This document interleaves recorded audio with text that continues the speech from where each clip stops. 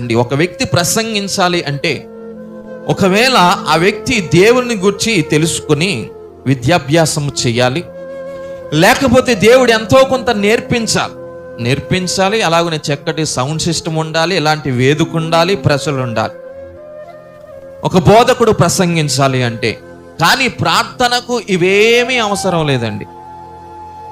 ప్రార్థనకు చక్కటి వేదిక కానీ, ప్రార్థనకు మాట్లాడగలిగినటువంటి జ్ఞానము కానీ, ప్రార్థనకు విద్యను అభ్యసించవలసినటువంటి అవసరత కానీ లేదండి. చిన్న నీడ ఉంటే చాలు, ఒక చెట్టు కొమ్మ నీడగా ఉన్నా అక్కడ మనం ఏం చేయొచ్చు? ప్రార్థన చేసుకోవచ్చు. బైబిల్లో కూడా అనేక మంది వారికి ఉన్నటువంటి పరిస్థితులను బట్టి ప్రార్థించారు.